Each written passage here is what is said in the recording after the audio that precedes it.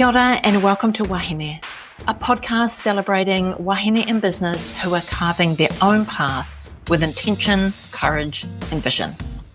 This is a space for honest kōrero about building a business that reflects your identity, your values and the legacy you're creating. I'm your host, Sandra Julian, business coach, mentor and wahine Māori. In each episode, I sit down with wahine entrepreneurs and leaders to explore the real stories behind their success, the lived experiences, the cultural connections, and the bold leadership that shape who they are not only in business, but in life. This isn't hustle culture. This is wahine legacy leadership. Tēnā koutou katoa. Welcome to Wahine. Today I am joined by Bettina Timon, who is the founder of Complete Business Solutions based in Australia. Her business is proudly certified by Supply Nation as a 100% Indigenous owned, controlled and managed company. I'll let Bettina share more about her work that her and her team do very shortly. Bettina, it's such a pleasure to welcome you to the podcast, and I'm really looking forward to our conversation today and exploring your journey in business, your leadership, and the legacy that you're creating through your work. But before we begin, I want to take a moment to acknowledge your country, your people, and your whakapapa, to honour the traditional owners and custodians of the land and the sea, and to pay respects to elders of past, present, and those emerging. I also want to acknowledge the communities, the ancestors, and the lived experience that you bring with you and that has shaped who you are and how you lead, because there's one thing that we know here at Wahine, and that is we all arrive in the world surrounded by community, and that community follows us into business, and we carry the stories of our families with us at all times through all the responsibilities we hold in business and outside of our business. So a very warm welcome to you. Welcome to Wahine, and I'm really looking forward to our conversation today. So to get us started, I always like to hand over to my guests to introduce themselves, who they are, where they whakapapa, or where they come from. That brings us to having this conversation today. Thank you, Sandra. Hi, everybody. Thank you for the opportunity, Sandra, to be part of your amazing podcast. My name is Bettina Timon. I'm a proud Aboriginal woman from Australia. I was born in Tasmania, but unfortunately I was taken away at just 8 months old. So I have travelled extensively throughout the east coast of Australia, literally from the very bottom of Tasmania to the very top of Queensland. And I think probably the place I would call home more than anything else would either be in a remote community in Cape York or at the Gold Coast. Beautiful. That's a story that we could dive into, right? Being removed at 8 months old. From what I gather, very much, a part of the Aboriginal story that's being uncovered wouldn't be the right word at the moment, but how would you describe that journey? It's been a very challenging journey, Sandra, and the reason I say that is that my family didn't even tell me I was Aboriginal until I was 35 years old. Wow. And that was because of how it came to be through rape. So long story short, in Tasmania, majority of the Aboriginal people look like me. They're fair skinned. They have blonde hair, blue eyes.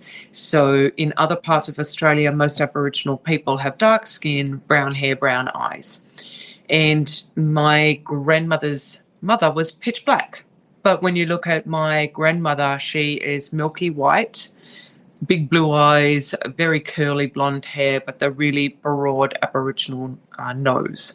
So when she was going to school, she was bullied and harassed by the teachers and told that she's not Aboriginal. And so she maintained her silence in that space for a very long time, and then that fed through the rest of the generations that don't own up to being Aboriginal, because of the bullying and the harassment, the racism, the shame, etc. And the whole thing of me being taken away from Tasmania at 8 months of age was actually that my father was killed in a car accident when my mum was 5 months pregnant with me.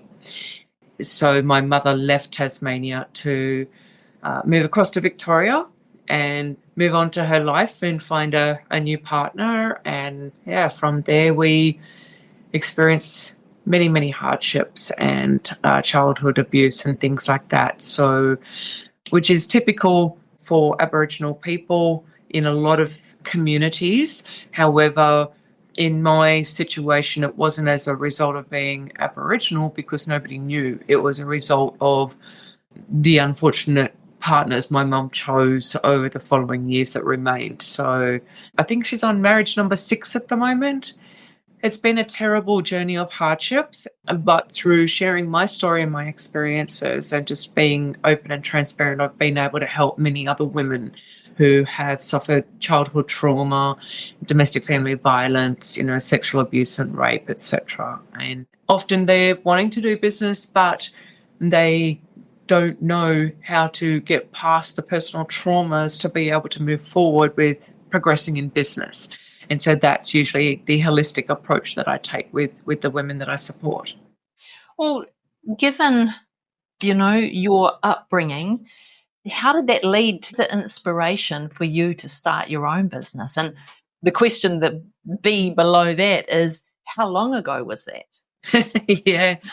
So because of the men that were involved in my mother's life who were physically and sexually abusing my sister and I left home at the age of 15. Well, my mother actually abandoned me at the age of 15. But at that time, she moved away into a different town. She told me I had to fend for myself, go out, get a job, pay for my own living, etc. So at that time, I was in year 10 at high school. And I was doing reasonably well. I was doing secretarial studies and I was acing it. And my mother moved states. And in Australia, that distance is about probably 1,900 kilometres away from me. So I was in Mackay in Queensland and she'd moved away to New South Wales. So I ended up boarding with a family who I didn't know, and I had to go and get a job and pay for myself. And then at the end of that year, when I finished my school studies, I tried to move to New South Wales to live with my mum, and the circumstances were pretty terrible and pretty toxic. So when I was 16, I moved out of home, and again, I had to hold down 2 jobs at that instance. I was riding my push bike to a service station to pump fuel in the early hours of the morning, 3-4 o'clock in the morning, then going off to do TAFE studies during the day full time. I was doing secretarial studies and I was really good at that. And in the evenings, I would go and work in motels and restaurants. I ended up just finding my way through, and my first boyfriend was the milkman, and within a short time we ended up living together due to my personal circumstances of being out of home on my own. And we later got married, had a child, and it was during the pregnancy that he actually said to me, and now he was a good man, he didn't hurt me, he didn't swear at me, he didn't do anything, but because of my toxic, volatile upbringing, I didn't know how to live with that. I didn't know how to cope. I was so used to volatile, toxic relationships in the home that when I was placed in a loving, normal environment, I didn't know how to cope with the quiet. I didn't know how to cope with the peace. And there are many of your listeners who would be in a domestic family violence environment or would have been, who probably relate to that. And, statistics show that it takes women 7 times to finally walk away from DFV situations. But this husband, he was a gentle soul, but I found that quite boring. And it was during that marriage that he said to me, when you're pregnant, I'm not going to pay for anything for the baby. So you have to go and earn extra money to pay for whatever the baby needs, furniture and clothes, etc. And so I started a graphic design home-based business and thought I was amazing at it. You know, I was using Microsoft Publisher and Microsoft Word to do invitations and basic stuff. And I thought I was pretty cool with it. And then because I was only age 24 at this time, I went into a Xerox photocopy center and said, can you give me some prices to do bulk copies of printing and things like that, a couple of hundred prints, etc., for my clients. And the man contacted me a couple of days later and he said, oh, I've got a job opening for a graphic designer. Do you want it? And the wage he was offering was really, really crappy. And I said, look, no, I'm not going to come and work for you, but I'll give you a counter offer. I'll pay you $100 a week to sit in your graphic design studio, use your equipment, your client database, and I'll take any of the proceeds for graphic design work and any printing requirements that goes to you, and that's your income.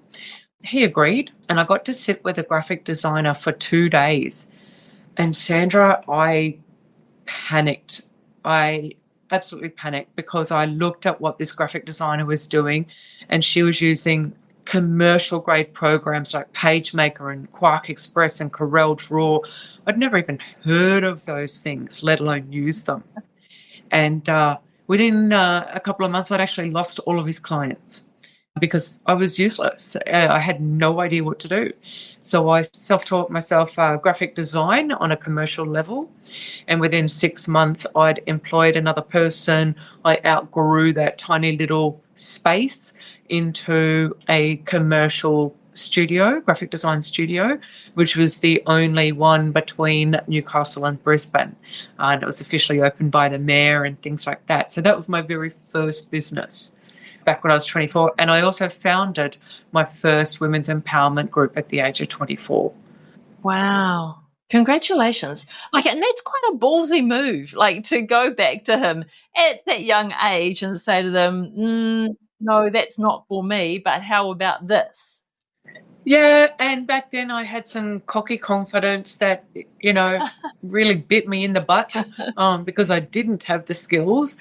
But I'm a very determined and tenacious person, and going through the, life hardships that I've endured has really made me create that self-determination piece. And nobody else is going to do it for me. Nobody else is there to support me. I have to do things myself. How is that very first experience of being in business, and there were some hard lessons from what I hear, led to what you do today? Yeah, so I think the hard lesson initially from that particular business was I got involved with, after I'd left my husband, I got involved with somebody else, and that was back in the DFE space. So that was familiar for me, but also very unstable for myself and my mental health, which then impacted my business. And I ended up having a mental health breakdown. And my business had been built on me. And so my staff didn't know how to effectively operate the business without me at the helm because I'd never empowered them to do so. I just empowered them to be the people turning up to work each day to earn a paycheck and just do the graphic design work. I was doing all the stakeholder and client engagement and things. So the business fell apart. I declared bankruptcy and, lost that relationship. And that was when I had my first miscarriage, and decided then to relocate again from a regional town in New South Wales called Coffs Harbour to where I knew family and friends, and I was quite well established in the community with that women's empowerment group, etc. And I moved to Sydney where I didn't know anybody and had to start all over again, and I had a 3-year-old kid in tow, and giddy up, we just had to make it work. And I had to put it out there to the universe to find a job in the design and print industry that would pay me a decent salary as a single mum and give me a company car and give me commissions and bonuses. And I set the intention and I achieved it. Incredible. Yeah. Incredible. So now you're established in a great job in Sydney. When did you start Complete Business Solutions?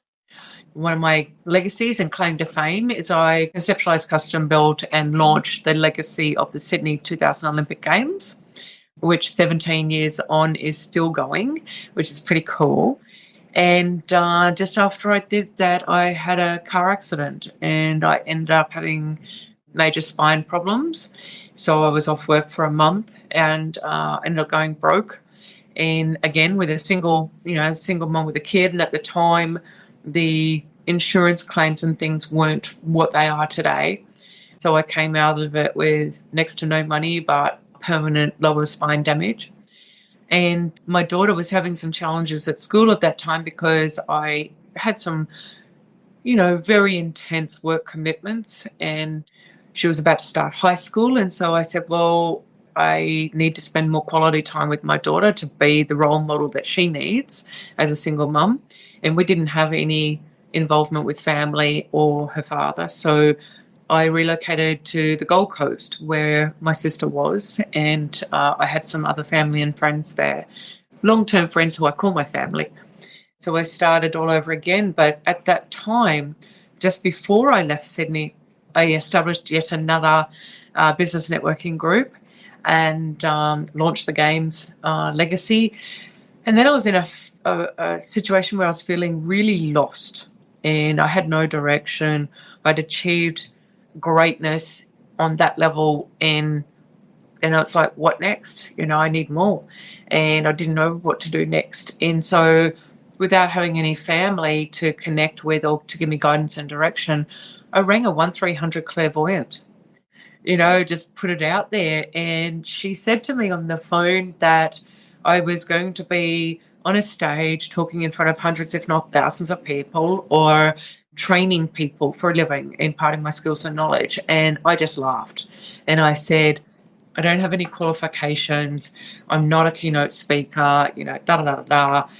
And then I thought to myself, after ending the call and feeling even more confused, I rang this lady for guidance and direction. She's given it to me.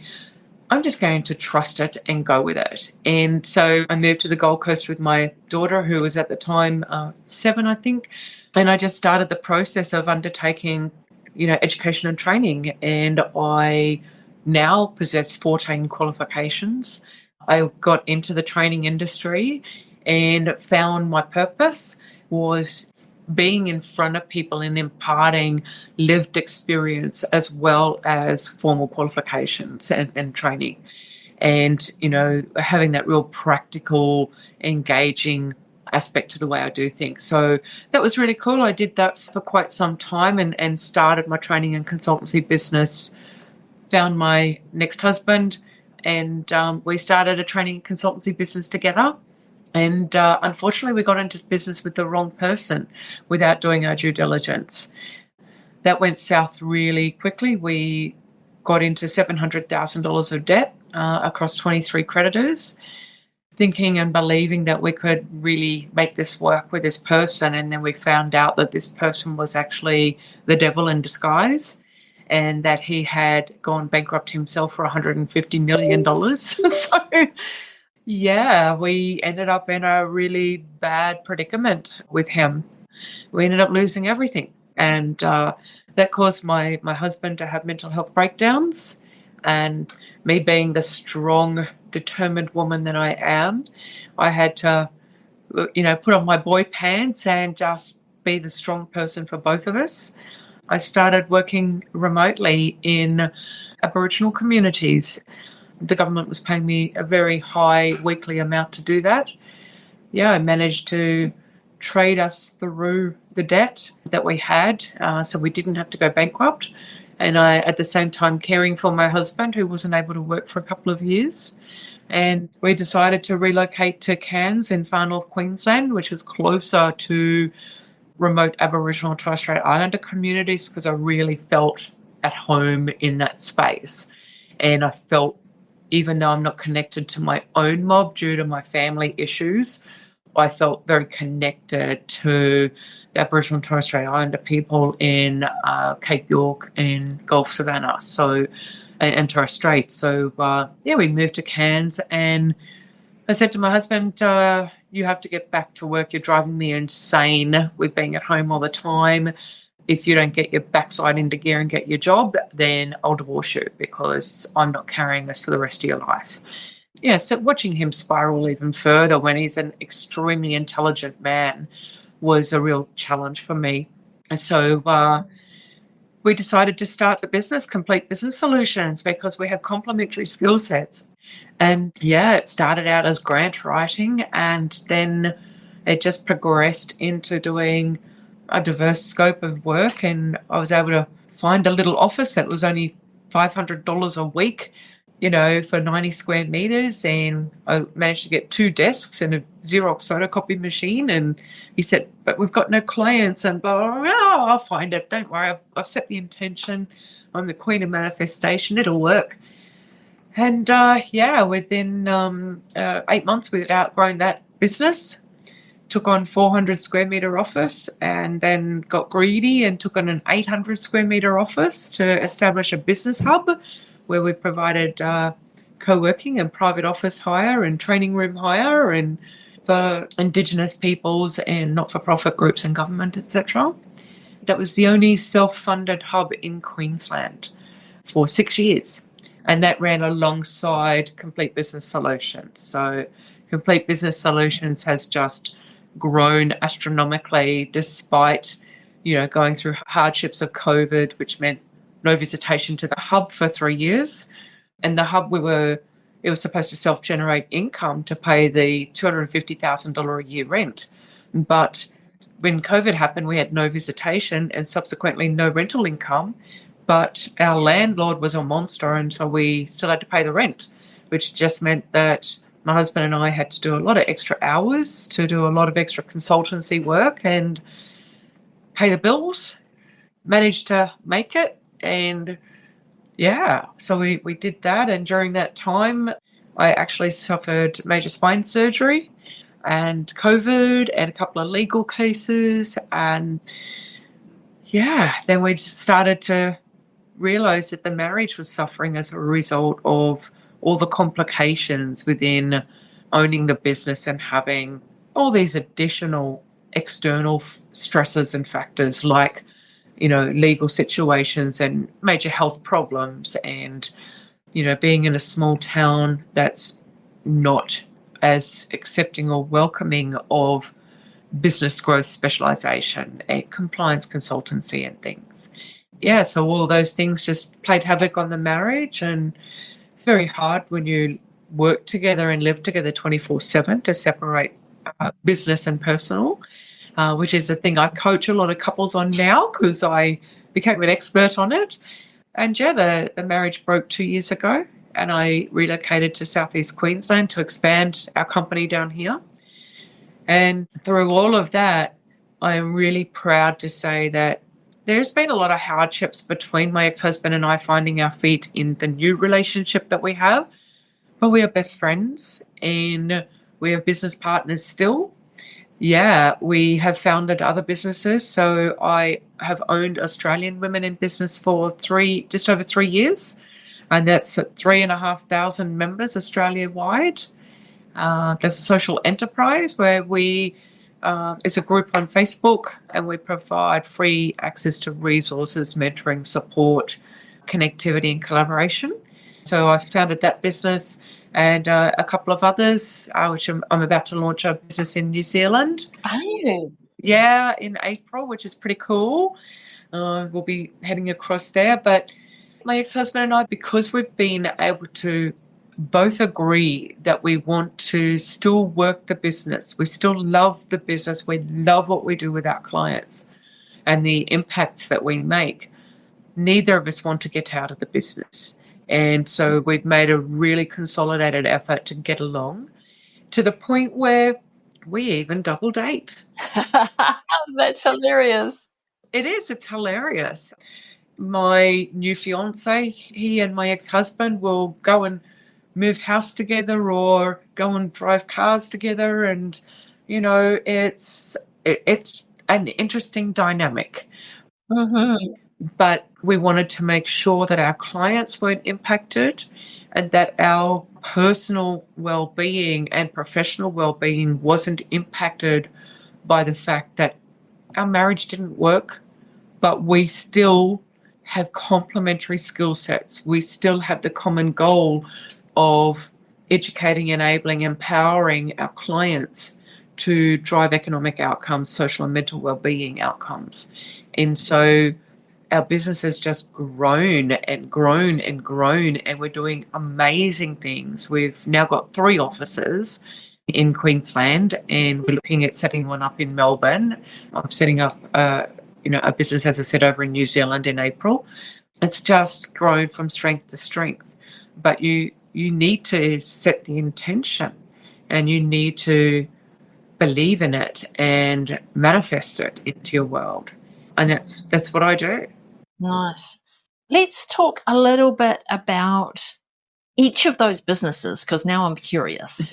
So, Complete Business Solutions, what is the core services, the core consulting services that you provide within that business? And are you mainly working with Aboriginal communities or small businesses or government agencies? What does that business do?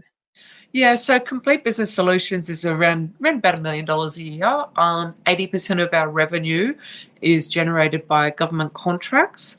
The government refer clients to us or contract us to provide services to about 45% of our end client base are Indigenous people, Aboriginal and Torres Strait Islander people, typically living in regional, rural and remote areas. And so I travel usually every week or every 2 weeks to amazing locations, remote villages of 200 people to go and help, a startup Indigenous business, or we go into regional areas and do the work there. And the work with our Indigenous, we've got about 80% of our clients are women and 45% of our total client base are Indigenous. We deliver between 50 and 80 government contracts every year. Wow. And I serve on 2 government boards. But the services can be coaching, mentoring, small business advisory services. We do grant and tender writing. We do procurement, readiness and support, so getting a business ready to win contracts with tier ones and mines and government. We do marketing and website development. We do compliance consultancy and accreditation, whether it's disability, aged care, Veteran Affairs, or HSEQ, which is Construction, Civil and Trades. We do youth services. So we actually do all the policies, procedures, compliance documentation for a business to become a service provider and be accredited and be compliant.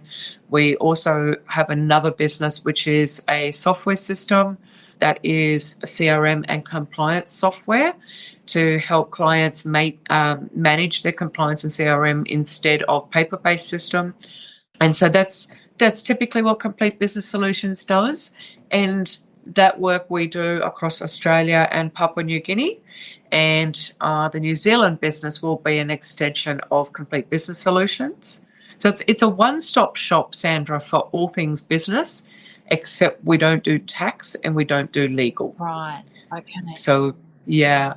And then Australian Women in Business is primarily a social enterprise providing the mentoring, support, connection, collaboration for women via the Facebook group, and then virtual support.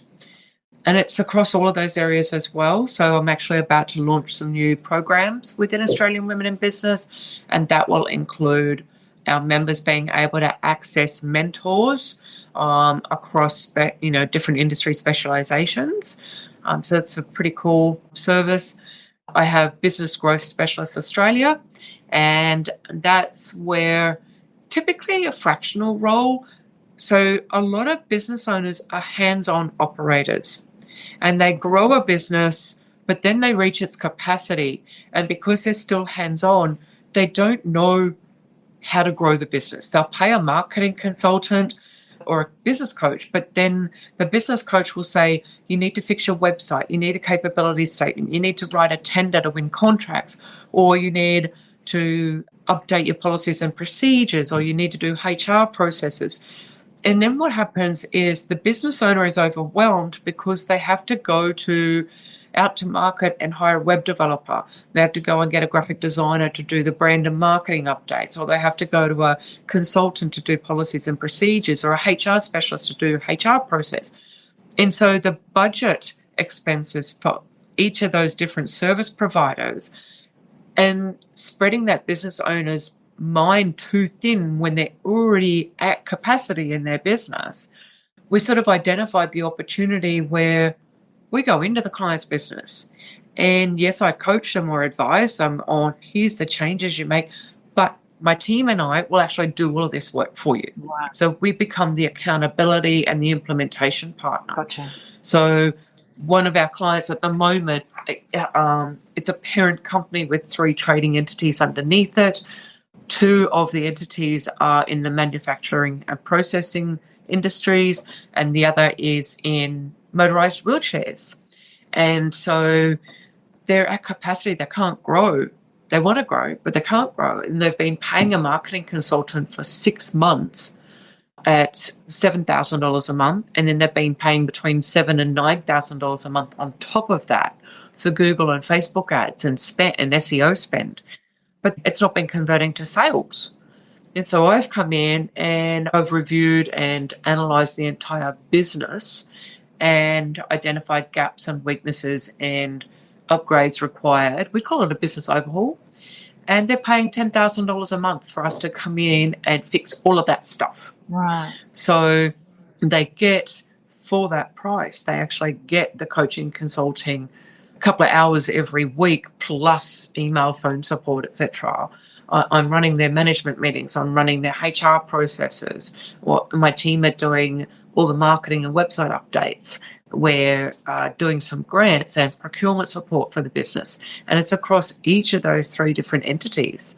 So for them, I'm actually telling their general managers what to do and how to do it. I'm giving them a to-do list every day to educate, enable, empower them on how they need to self-manage the growth of their business, rather than a marketing consultant or a coach coming in from the side and talking at them but not actually doing anything. Then the business owner is overwhelmed, overloaded, and go, I don't have the time to implement it, and I don't know who to go to fix that stuff, or they can't afford it. So they just come in and, so we do that, and that's been pretty awesome as well. That's a lot of work, Bettina. So how many people are in your team, like Complete Business Solutions and, the business growth advisory services? How many people are in that team that allow you to do the amount of work that it sounds like you're doing? Yeah, so we've got 13 in our team, plus 2 VAs over in the Philippines. Right. So, and our team are shared resources across the businesses, because we don't typically have enough grant or tender writing to employ somebody full time. So, in one business. So they might do a specialization in grant and tender writing as well as website updates or something like that. So they're shared resources. And then we have different contractors or subcontractors that we'll bring in as well for particular projects. And some of our projects are actual government projects. So we've got a current government project at the moment where we're interviewing director generals and executive directors within government departments around the internal communications structure and framework, and then building new frameworks on how the whole of government need to improve their communications within different departments. So we do some pretty, higher level stuff, as well as the hands-on small business owner stuff. Yeah, that's a lot to keep track of. How are you managing that workload as the owner and founder and still remaining grounded in who you are and, and what you want out of life, which is not only business? Yeah, so work-life balance is super, super important. I practice it and I preach it. Okay. So, as I said, we have a software system company as well. And so we have custom built software systems to manage our job scheduling, our clients, all of our project work, etc. So a lot of that is automated. All of our client appointments and reminders to clients, our transcribed notes, all of that has been automated through the software system that we custom build, which we then on-sell to our clients. And it's super important for me in the role that I play with my clients and their lives, because I'm not just a business coach or a business advisor. It's a very holistic approach I take. So I also do personal life coaching with them and counseling and, trauma counseling and all those sorts of things with my clients, because often they've got personal blockages.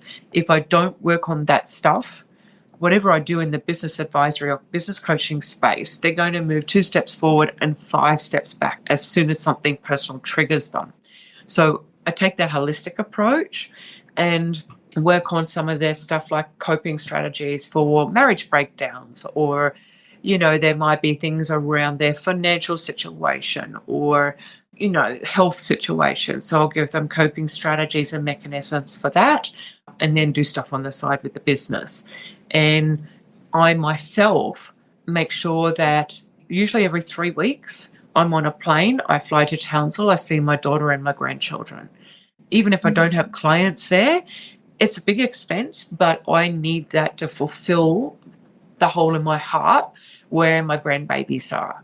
And I make sure I go back to Cairns every few weeks, because that's where a large client base is for me, the same as remote communities and the islands.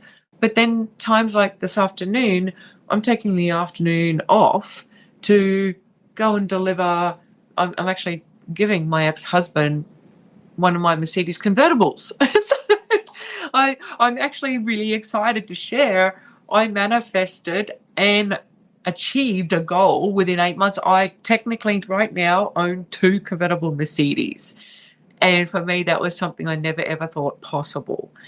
And so I'm actually gifting one of those to my ex-husband. So I've taken the afternoon off to drive to his location, with the roof off, and get some wind and sun in my hair and on my skin, and have that downtime for myself. And then weekends, I take time off. I make sure I socialize with my friends. I spend a lot of time with my fiance, and we go out socializing and dancing and things like that. Sounds like a very full life. It is full, but it's very fulfilling. I absolutely love what I do for a living. I wake up every morning with passion and energy and love for life, because I have built my life to be what I've wanted it to be. And through all of the hardships I've endured, I've used those as the catalyst to drive me forward and want and achieve more and do more and see more and be more. And I've got big goals, but I've achieved everything that was on my bucket list 2 years ago. So I'm doing a new bucket list. I put in my bio that, I've had some great claims to fame that I never thought possible for a girl who's been brought up in the hardships I've endured as a child and the trauma, and then hardships in marriages and losing babies and major spine surgeries and going bankrupt and all those things. I've still, through self-determination and reaching out and collaborating with people and constantly being a sponge for knowledge and growth. I've just signed up to do a senior executive MBA, which includes studies overseas. So I'll then, when I'm about to go overseas to do studies, I'll actually form some business relationships over there so that I can make the most of those opportunities. But I've done some really cool stuff. I've been featured on Times Square Billboard in New York City twice. I've been featured in Marie Claire magazine. I've been photographed with Duchess of York Sarah Ferguson and featured on her social media. I've been photographed and featured in 4 Australian prime ministers, right? I've been the legacy of the Sydney Olympic Games. I've empowered. Oh, I've got something really exciting to share, right? This is where my passion comes out. A Torres Strait Islander lady. She lives on an island in the middle of Torres Strait, pitch black woman, right?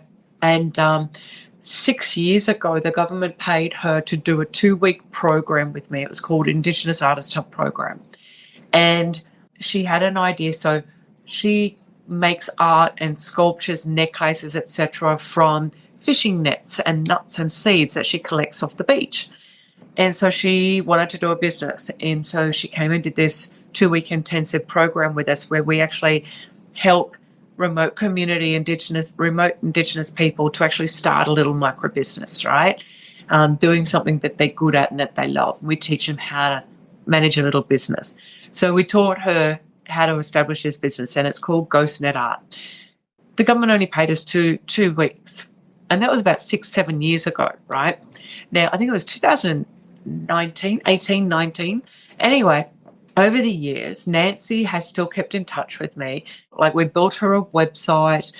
We still manage and host a website, don't charge her anything for it. She sends us updates. She's gone crazy with it. We helped her to establish all the plans and the grant application to build a little shop on her village. Now, her island only has 230 people, right? So it's really remote. Anyway, I'm proud to say that she is officially launching her brand new shop in her village on the Saturday, the 21st of February. And I'm so super proud because over the last couple of years, what Nancy has done is she's got a house that's 2 stories and underneath is just all concrete on stilts.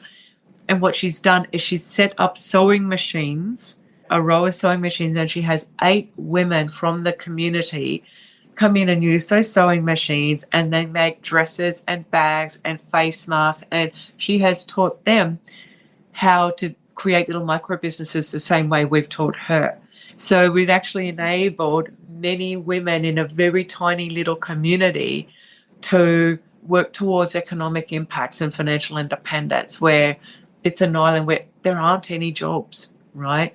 And so these women are selling mugs and caps and little journal diaries and things like that from what we've taught her to do. That's amazing. And now she's got this little shop space where she's doing a little coffee kiosk out of as well, because I've said, well, when people are in your shop looking at your dresses and watching you make jewelry, they need to have a cup of coffee, and that's another way you can make extra money. Yeah. Because there's no coffee shop on the island. So everyone's like, where's my coffee?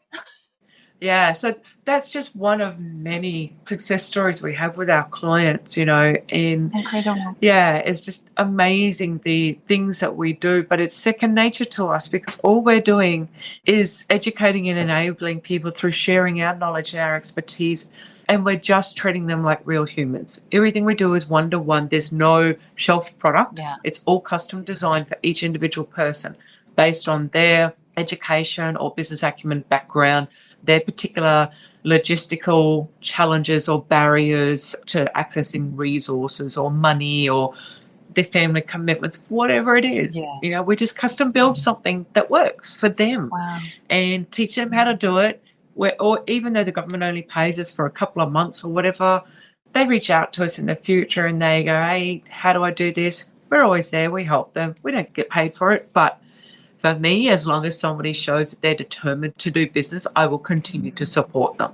I love that. And it's those stories of impact in the communities. Those are the moments that just warms your heart, right? Can we talk about, over the years, how you've led and how your understanding of leadership has evolved since you started that first business in 2024, and you've been through up mountains and down valleys to get to where you are today. So how has your understanding of leadership evolved over that time? Yeah, so it's an interesting question because I've been recognised as an Indigenous business leader, right, on a global scale. across many awards programs, including, awards in America and things like that. But I've also been recognised and acknowledged as an Indigenous business leader by many Aboriginal and Torres Strait Islander people in Australia. And that is a unique thing because cultural politics often prevents those things happening. There's, people don't always respect somebody who claims to be a leader, unless you've done something for them or their wider community. And, for me, leadership has come from working hard and earning that respect. I earn the respect from government. I earn the respect from corporates. I give at least 15 to 20 hours every month pro bono through consulting to government, serving on government boards, helping or serving industry advisory groups, or providing pro bono mentoring for people who can't afford it, or to women of domestic family violence situations, including counselling and things like that. And so in Aboriginal culture and Torres Strait Islander culture, it's typically against culture to self-promote. It's seen as shame job. Whereas for me, what I do with my Indigenous clients is I educate them that it's really important to be able to tell your story, share your story, be open, share your wins and successes. Because if you don't self-promote, if you don't share your level of expertise and knowledge and what you do in leadership, your competitor will, and you will miss out on so many opportunities. So leadership from me has come from being recognised by awards, accolades, TV interviews, media articles, global recognition, but then also culturally through that respect and acknowledgement of elders and people in Indigenous communities. So I can comfortably claim to be a business leader and an Indigenous business leader because that has come from many stakeholders. And I've got the credit and the being a trusted authoritarian to be able to make that claim. I've got that validation and verification behind me. Leadership isn't always about having a qualification. It's not always about having an award. It's deserving respect. And respect has to come from multiple stakeholders across different industries or community types in order for you to truly deserve and wear that badge to say that you're a leader. And there are many leaders that I still look up to. I invest a lot of time into a personal and professional development, despite having a bunch of qualifications and a lot of knowledge and expertise. Every month I'm still studying and reading. I attend network events. I go to conferences and, I connect with global leaders in that space and collaborate, learn, and then I impart that knowledge to my clients. Nice. So would you say leadership comes from external rather than internal mechanisms? I believe yes, but to be a good leader, you have to also have self-esteem, confidence, assertiveness. So, an example of that for me is there are many women leaders, women coaches, empowerment people who talk about gender equality and pay equality. For me, in my National Women's Empowerment Group, I don't discuss those topics because for me, as a woman, I have always stood my ground and said, I am worth this much. I will stand here as a confident, assertive woman. I will charge you this much money because I believe I'm worth this value. But then I have to follow through with those goods or services to verify, validate, and deserve, that recognition and that validation. So I believe in gender equality and pay equality, but it's not a topic that I speak to because I lead by example. And I don't look at, I'll always work in male-dominated industries, and I love it. And I go into a boardroom and I own it. I'll dress the part in a corporate suit and I'll shake their hands with a firm handshake And it's taken me a long time to get there. And I had to learn the correct techniques to do all of these things and learn from global leaders in communications and body language like Alan Pease, who I still stalk some 30 years on. But I had to learn how to wear that with pride and stand strong on my own 2 feet and say, I'm a business leader. That might lead really nicely into our last question. So the last question on every podcast is always a question that has been left by a previous guest. And it's one way that I like to thread the conversations together. And the last question is never shared with the guest until we get to this point in the podcast. So every answer from everyone that's been on the podcast is always their truest answer, because it will come in the moment, as opposed to something that is shared ahead of time and has a curated answer. So I think this one here is really good in terms of maybe being for you. The universe has said to the previous guest, this is for the next guest, not even knowing. Yeah.